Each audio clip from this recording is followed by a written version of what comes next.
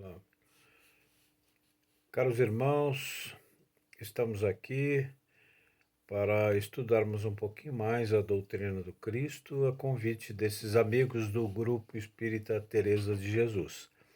Meu nome é Geraldo e sou um ceareiro da doutrina espírita. Como sempre fazemos nas nossas reuniões, iniciaremos com uma leitura de uma das obras de Emmanuel que Chico nos trouxe, e vamos hoje ler do livro Fonte Viva, capítulo 107, Renovemo-nos dia a dia. Uma passagem evangélica de Paulo, com uma carta aos Romanos, capítulo 12, versículo 2, diz o seguinte: transformai-vos pela renovação de vossa mente, para que proveis qual é a boa, agradável e perfeita vontade de Deus. Paulo. Diz o texto de Emmanuel: não adianta a transformação aparente da nossa personalidade na feição exterior. Mais títulos, mais recursos financeiros, mais possibilidades de conforto e maiores considerações sociais podem ser simples agravo de responsabilidade. Renovemo-nos por dentro. É preciso avançar no conhecimento superior, ainda mesmo que a marcha nos custe o suor e lágrimas. Aceitar os problemas do mundo e superá-los, à força de nosso trabalho e da nossa serenidade, é a fórmula justa de aquisição do discernimento. Dor e sacrifício, aflição e amargura são processos de sublimação que o mundo maior nos oferece, a fim de que nossa visão espiritual seja acrescentada. Facilidades materiais costumam estagnarmos a mente quando não sabemos vencer os perigos fascinantes das vantagens terrestres. Renovemos nossa alma dia a dia, estudando as lições dos vanguardeiros progressos e vivendo a nossa existência sob a inspiração do serviço incessante. Apliquemo-nos à construção da vida equilibrada onde estivermos, mas não nos esqueçamos que somente pela execução dos nossos deveres, na conscientização do bem, alcançaremos a compreensão da vida e, com ela, o conhecimento da perfeita vontade de Deus a nosso respeito. Vamos fazer uma oração inicial para equilibrarmos o nosso espírito, aproveitando essa leitura maravilhosa que Emmanuel nos traz. Vamos fechar os nossos olhos, elevar o nosso pensamento a Jesus, a Deus, nosso Pai, Criador de todas as criaturas, e pedir a Jesus que nos aporte com os seus espíritos superiores para que abram as nossas intuições para o Evangelho desta que estamos fazendo neste momento. Permita-nos, Senhor, abrir os nossos corações para a Tua mensagem e fazer da nossa vida cada vez um passo importante nessa jornada que estamos realizando neste momento. Obrigado, Senhor, por essa oportunidade. Obrigado, Espíritos amigos que nos amparam. Obrigado a todos os que estão nos ouvindo. Que assim seja. Muito bem, meus irmãos. Nós não vamos fazer uma palestra, nós vamos conversar um pouquinho sobre o tema que nós lemos. Nós lemos um tema importante que era de renovar-se dia a dia. E as reflexões que fazemos neste final de ano, normalmente refletem, é claro, no próximo ano. E nós queremos sempre o melhor, e nós queremos sempre melhorarmos para que o próximo ano seja melhor. Quando desejamos para todos os nossos amigos, queridos, as pessoas da família, desejamos sempre um ano bom, é porque o ano seja realmente bom. Mas o que podemos fazer por isso? É por isso que vamos conversar a respeito de um tema muito importante para esse momento, que é o autoconhecimento e a reforma íntima. O que é o autoconhecimento e a reforma íntima? Chico dizia uma frasezinha muito interessante. Ele dizia: sei o que devo ser e ainda não sou, mas rendo graças a Deus por estar trabalhando, embora lentamente, por dentro de mim próprio, para chegar um dia a ser o que devo ser. E o que devemos nós ser? É claro que compreendemos, na primeiro mote, que devemos ser aquilo que nós melhor podemos ser úteis aos irmãos. Então, a reforma íntima é a base disso aí, o autoconhecimento nosso. Paulo de Tarso dizia numa carta aos Romanos, no capítulo 7, versículo 18, dizia assim: por que não faço o bem que quero, mas o mal que não quero eu faço? As tendências nossas normalmente nos levam a fazer esses mal que não queremos. E nós, então, caímos no percalço, muitas vezes estamos emboscados nessas artimanhas que a espiritualidade nos faz. Mas nós podemos melhorar, e nós vamos melhorar, porque nós queremos um ano bom. Nós queremos um ano que é preciso nós melhorarmos a nossa feição como espíritos eternos. Para reformar algo que não está bom, é preciso se autoconhecer, observando diariamente as nossas ações e pensamentos, pois apenas assim sabemos o que está errado em nós mesmos, para podermos melhorar cada vez mais, como o Chico disse. Alcançaremos uma certa hora aquilo é a melhora. Um escritor, Mark Twain, um norte-americano, faz a seguinte citação muito interessante: 2 dias mais importantes da sua vida são o dia em que você nasceu e o dia que você descobre o porquê que você nasceu. E a doutrina espírita nos dá essa oportunidade, nos traz essa oportunidade de sabermos porquê, da onde viemos, por que aqui estamos e para onde vamos. Joana de Anjos nos traz uma impactante mensagem muito importante. Ela diz: sem uma visão espiritual da existência física, a própria vida permaneceria sem sentido ou significado. Então, se nós não conhecermos a nossa condição física, orgânica, nós não conheceremos a nossa condição de espíritos eternos que somos. E a primeira descoberta que muitas vezes nós temos, né, um portal do o autoconhecimento, é saber o seguinte: somos espíritos, ora habitando um corpo físico, como agora estamos aqui, ora desligado dele. Logo damos contas que somos imortais, já que o nosso espírito jamais perece, jamais morre, jamais sai eh, para uma existência de linismo e não viver mais.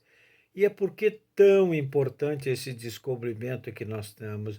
Por que esse importante descobrimento de nós acertarmos? Sabemos que somos espíritos imortais, temos a oportunidade de não mais centrar os nossos interesses exclusivamente nos valores materiais. E muitas vezes estamos muito ligados aos valores materiais, e isso é a razão desse fenômeno que nós podemos compreender é muito mais importante. A influência da qualidade dos relacionamentos que nós temos com os amigos, eles são importantes para a nossa vida. Para entender melhor, convém refletir sobre o significado da felicidade. Será que a felicidade é daqui? Será que nós podemos ser felizes? É claro que sim. É uma felicidade relativa, porque ainda somos espíritos que estamos progredindo nessa seara espírita. Somos espíritos que estamos progredindo nas nossas vivências, né? De acordo com o senso comum, a felicidade seria um estado durável de satisfação, de emoções positivas, tais como o contentamento e o bem-estar físico, espiritual e material. É claro que precisamos do material, é claro que nós precisamos para a nossa tranquilidade, para nós podermos levar o nosso espírito avante nessa jornada das necessidades materiais. Mas é muito importante não termos um apego excessivo a eh, os bens materiais, porque eles nos trazem muitas vezes o orgulho e a vaidade, e isso é realmente contra toda a doutrina do Cristo, né? É uma resposta a uma pergunta muito interessante que eles fazem, que as decisões tomadas pelos espíritos do dia a dia, né? Todos os religiosos e todas as religiões, eles dizem que aqueles que cultivam os valores espirituais são muito mais felizes do que aqueles que centralizam todos os seus interesses nas questões materiais. Por que isso aí? Para entender melhor, convém refletir o significado que nós vemos de felicidade, né? E é muito importante que a gente tenha. Entretanto, a gente sabe que a felicidade, do sentido filosófico, a felicidade possui um alcance muito mais profundo e tem a ver com o autoconhecimento, com a busca da verdade. Quando nós conhecemos a verdade do amor ao próximo, a verdade que Cristo nos traz no seu Evangelho, nós podemos cada vez mais buscar essa felicidade. Pierre Chardin, um teólogo francês, teria dito que não somos seres humanos vivendo uma experiência espiritual. Somos seres espirituais vivendo uma esperança humana.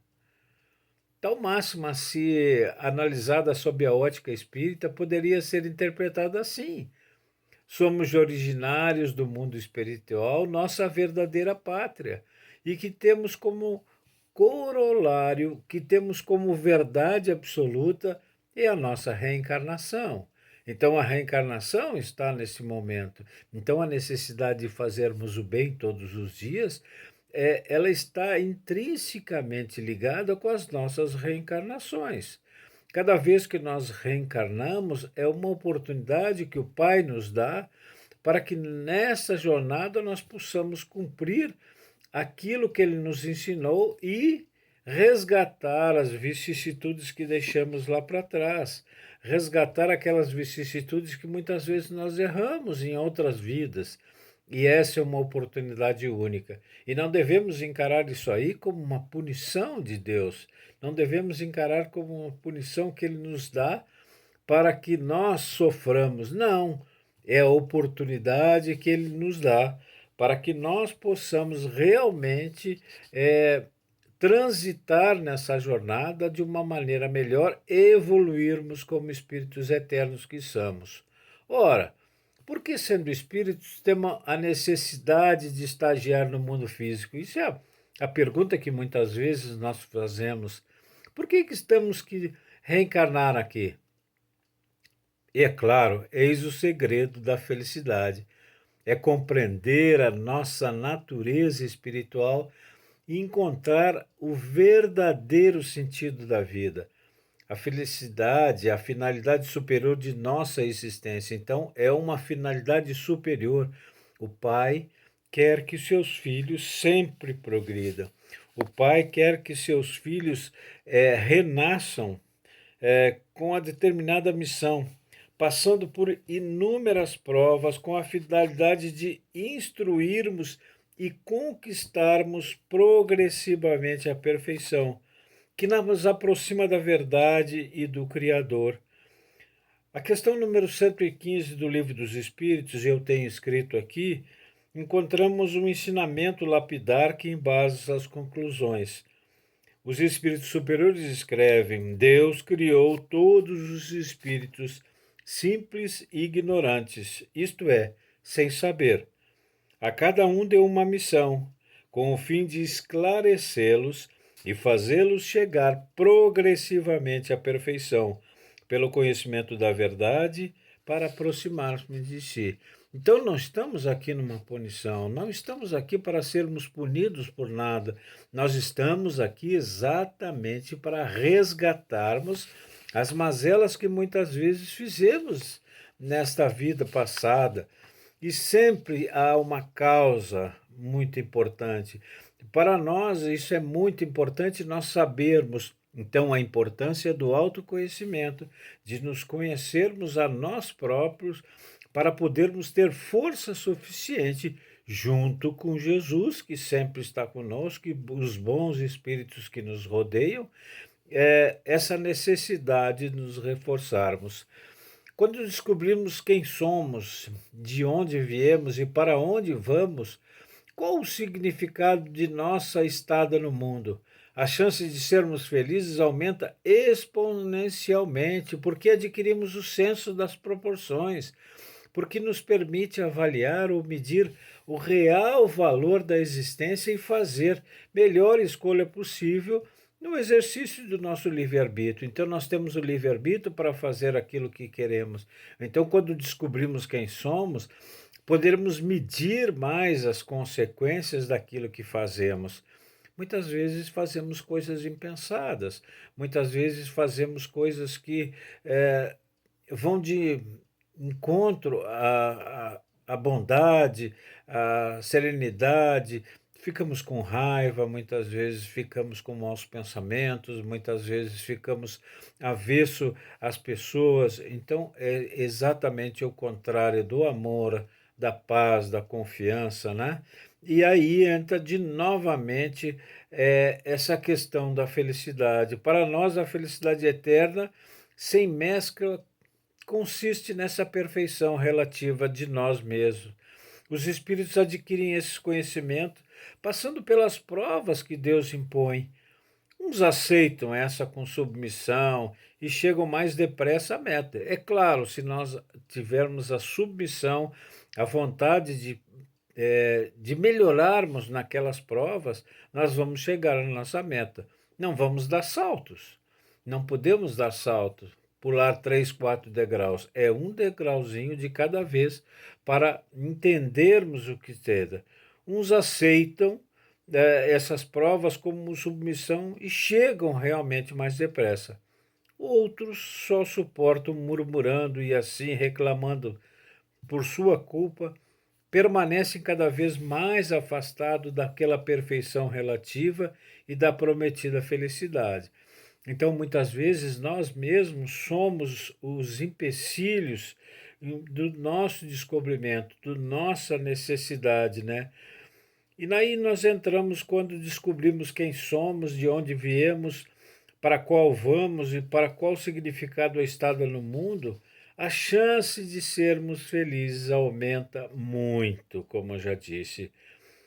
Nós somos seres espirituais em desenvolvimento, necessitamos de constantes cuidados para ascendermos a nossa jornada evolutiva. Sempre é cheia de pedrinhas, muitas vezes, mas nós a colocamos lá, nós é que fazemos as pedras nessa questão da jornada evolutiva.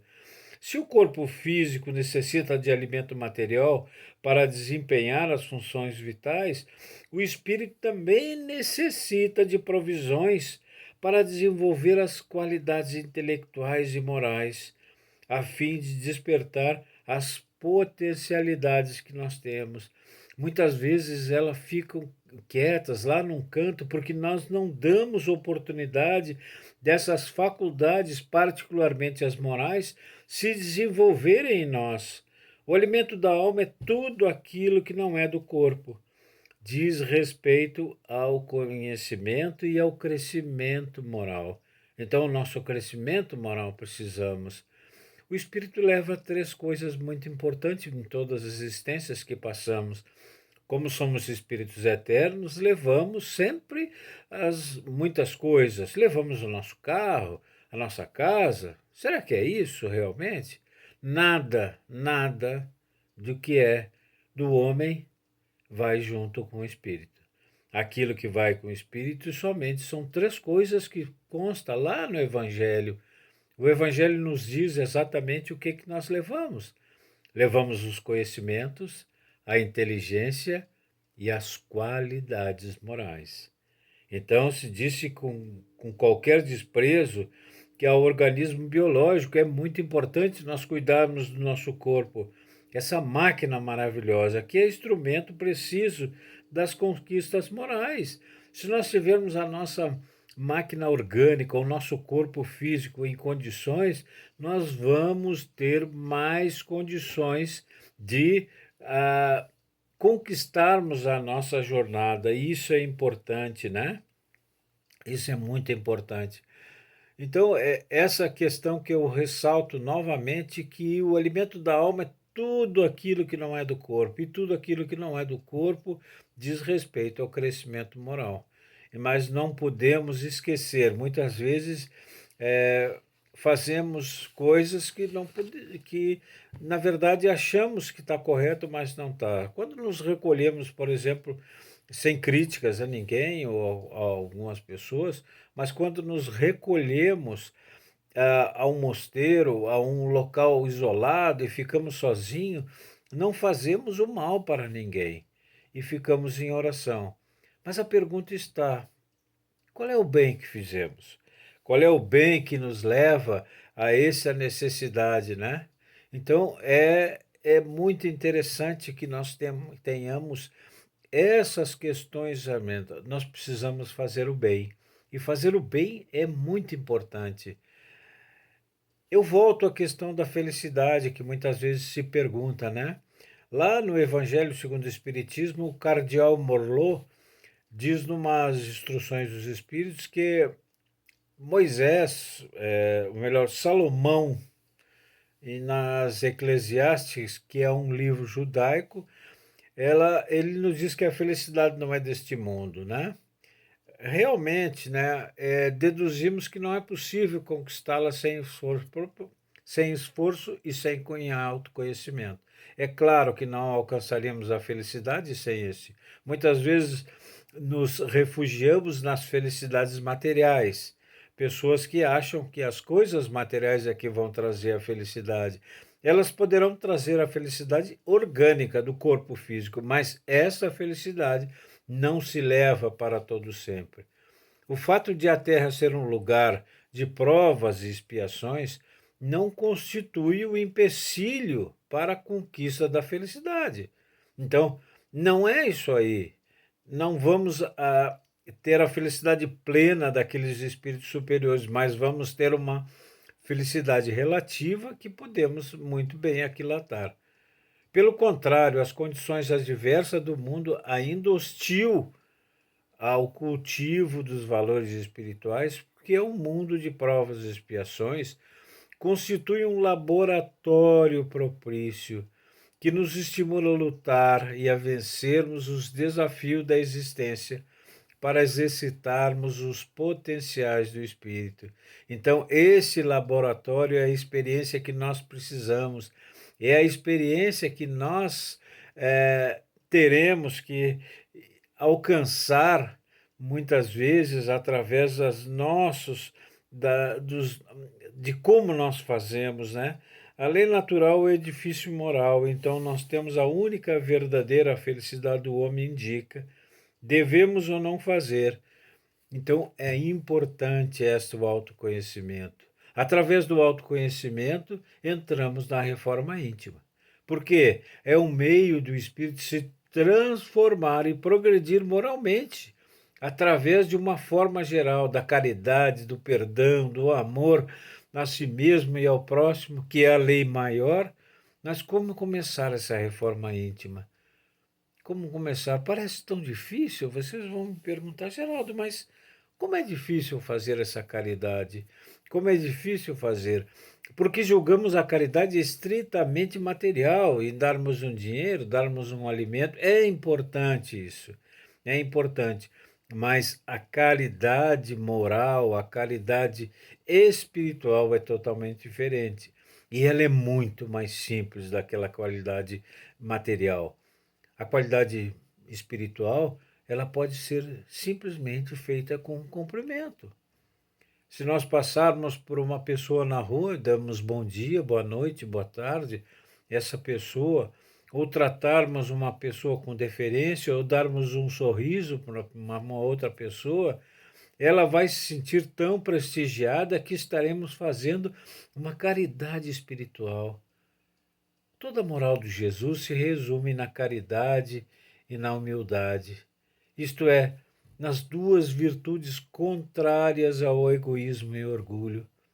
Em todos os seus ensinos, ele aponta essas duas virtudes como conduzem à felicidade eterna. Então, ela faz a necessidade de vivermos para todos sempre, lá nas qualidades morais, essa caridade e humildade. Indagados por Kardec se haveria uma medida comum para a felicidade de todos os homens, os benfeitores responderam uma resposta magistral. E responderam o seguinte: é uma questão do Livro dos Espíritos 9:22.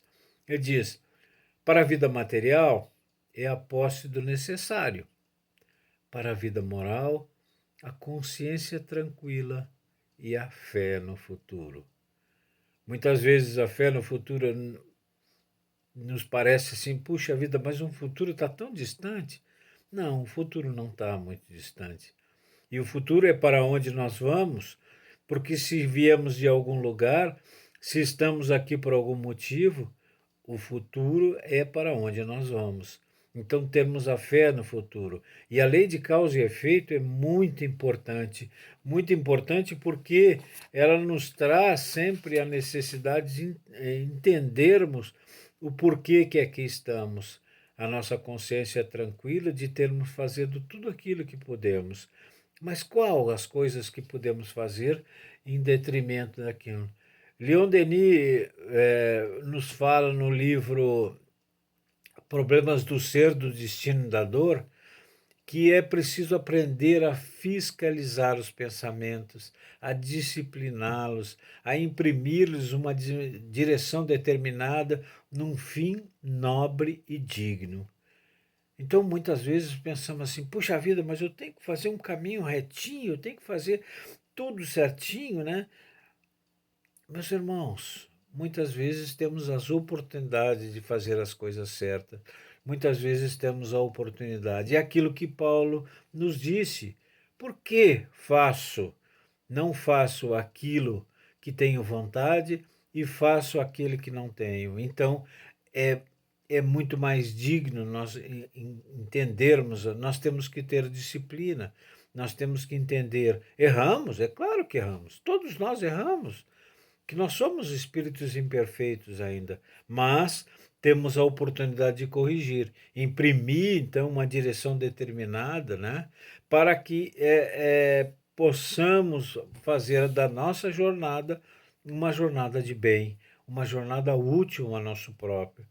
Às vezes observamos uma contradição surpreendente entre os pensamentos e a ação de certas pessoas, né? Levando a duvidar da boa-fé e de sua sinceridade. Muitas vezes não há mais do que uma interpretação errônea de nossa parte. E essa é uma parte muito importante que eu gostaria de falar. Jesus, entre todos os seus exemplos que nos trouxe, Jesus nos deu dois pressupostos muito importantes, que é a justiça e a benevolência. Nós somos extremamente julgadores, nós somos extremamente pessoas que julgam na primeira aparência as pessoas. Nós somos muitas vezes levados a pensamentos pelos nossos julgamentos e queremos a benevolência para nós. Um exemplo muito comum: os pais deixam os filhos na porta da escola e todos os dias deixam e querem deixar cada vez mais próximo da escola. Cada um quer deixar exatamente no portão. Compreendemos que às vezes é por segurança, mas às vezes é por comodismo. Então não pode deixar um pouquinho adiante ou um pouquinho para trás para permitir que todos acessem. E é o seguinte: o dia que ele chega e vê que não pôde estacionar exatamente na frente porque tem alguém parado em fila dupla, ele fica bravo e quer o julgamento daquele irmão. Pô, ele deve ser punido, ele deve ser multado, né? Mas no outro dia ele não encontra vaga e faz exatamente a mesma coisa, ele quer a benevolência para ele. Então nós queremos a benevolência para nós e o julgamento para os outros. Nós temos que ter o equilíbrio.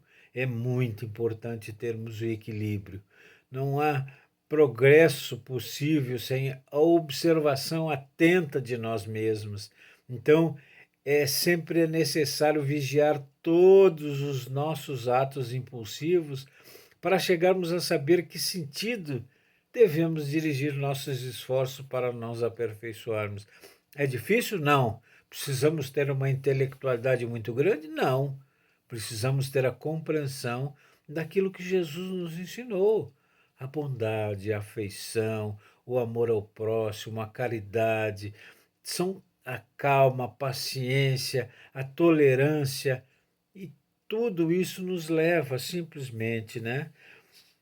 O Espiritismo é um consolador prometido de Jesus, porque demonstra a imortalidade e a lei do progresso, e dá ao homem a certeza de um futuro melhor e um verdadeiro sentido na existência, contribuindo, é claro, para o autoconhecimento. E aqui nos dizem que eu estou lendo aqui, de tudo isso que foi dito, conclui-se que o autoconhecimento é indissociável da felicidade, a qual proporcionar a elevada elevação intelecto-moral dos espíritos é um estado da alma que resulta nas compreensões das leis divinas. O homem passa pela vida procurando a felicidade, sem saber que ela mora dentro de si. A felicidade está dentro de nós. A felicidade está junto a nós e muitas vezes, pelas nossas mazelas, pelas nossas raivas, pelas nossas vicissitudes, não descobrimos a felicidade. Não há progresso possível sem observação atenta de nós mesmos.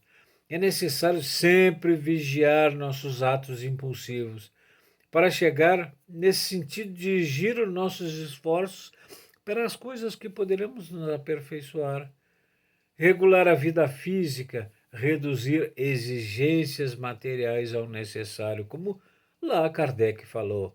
Quando Kardec pergunta qual o necessário, é aquele necessário para vivermos. Será que o necessário não tem muitas coisas supérfluas? Será que aquelas necessidades nossas não têm muita superficialidade? E nós somos levados pela vida atual a ter muitas superficialidades que não nos levam a nada. Então, disciplinar as impressões e as emoções utilizando o nosso aperfeiçoamento moral. E quando isso mudará? Né? Isso é muito importante. Nós garantimos assim a saúde do nosso corpo e garantimos que a obra é vagarosa, difícil, mas por isso são-nos dados séculos de vidas como espírito. Então são-nos dados esses tempos todo, não só esse pequeno grãozinho aqui, mas muitos séculos, né?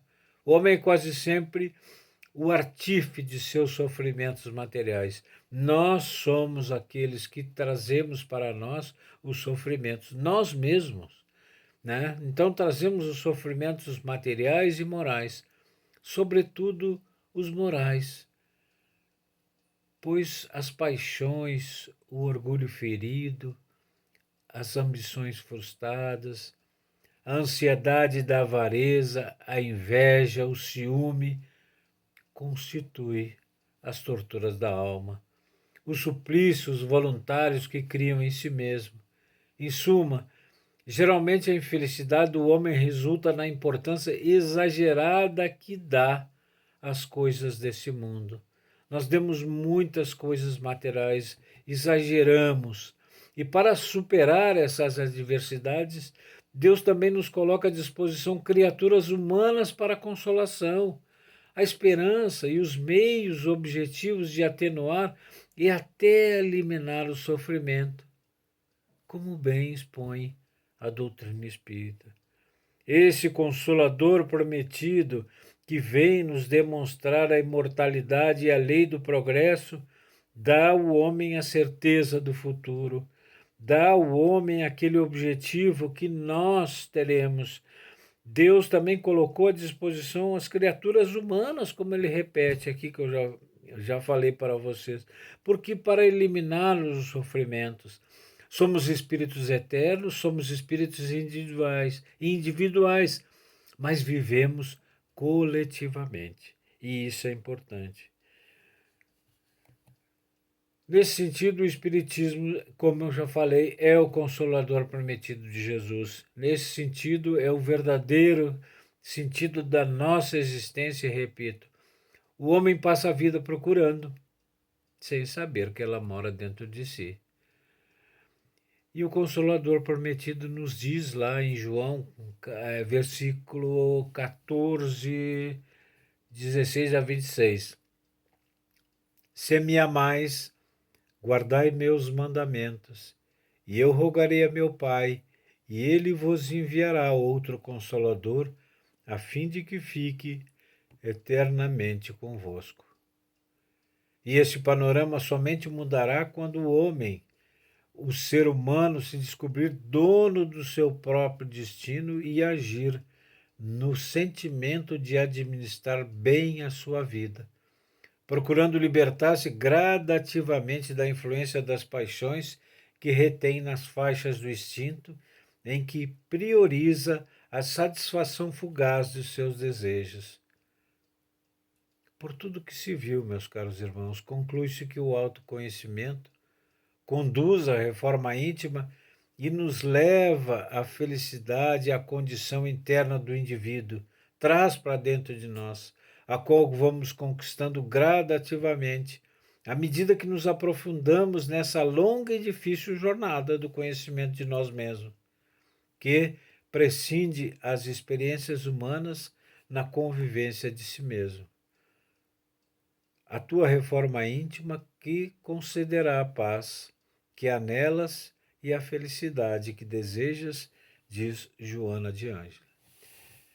Então, meus caros irmãos, meus caros amigos, eu deixo para vocês essas reflexões simples, essas reflexões importantes, para com certeza, se passamos algumas dificuldades nesse ano, o ano que vem não passaremos mais, porque teremos força de superá-las, porque teremos força de, junto com Jesus, poderemos melhorar aquilo que nos traz o momento que vivemos. Então, meus irmãos, muito obrigado por essa oportunidade, muito obrigado por estar junto de vocês e que vocês possam ter todos um ano novo repleto de felicidade. E nós podemos, porque ela está dentro de nós. Faça aflorar essa felicidade para que nós possamos conviver melhor com os nossos irmãos. Faça tirar aquelas mazelas que muitas vezes fazemos. Faça estar sempre junto com Jesus. Estar com Jesus é estar de uma maneira sublime e mesmo nas piores dificuldades enfrentaremos sempre as nossas mazelas e as nossas dificuldades. Muitas vezes elas estão em todo lado, muitas vezes elas nos apresentam de uma maneira que parece injusta, mas não são. As mazelas são para nós e advêm de nós e nós superaremos. E com certeza, Deus não fez os seus filhos para passar só dificuldades. Ele fez exatamente para nós vencermos nas nossas vidas. Muito obrigado por essa oportunidade e a pedido desses irmãos do Grupo Espírita Teresa de Jesus, vamos fazer a nossa oração final. Senhor Jesus, agradecemos a oportunidade, mestre amigo, de conversarmos um pouco através da sua doutrina. Obrigado, Senhor, por nos permitir abrir os nossos corações para as mazelas que muitas vezes trazemos. mas temos a vontade, Senhor, temos o livre-arbítrio de fazer cada vez melhor dentro da sua seara e dos seus ensinamentos. Sabemos, Mestre, que vieste trazer o Evangelho de Deus, que vieste trazer as suas leis, que vieste nos exemplificar. E para isso, Senhor, queremos só que nos dê força para fazermos.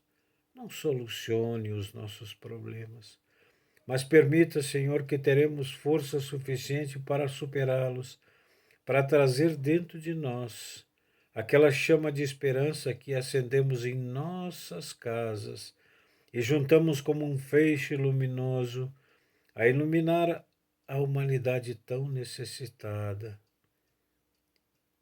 Neste final de anos, mestre amigo, agradecemos a oportunidade da vida e temos a esperança de que o ano novo que advém neste momento será muito melhor que esse, porque poderemos fazer o bem aos nossos irmãos e poderemos cada vez mais amealhar as nossas qualidades morais num sentido de levá-la a bem de todos e de tudo. Esteja conosco, Senhor, que assim seja. Um abraço, irmãos, e um bom ano que vem.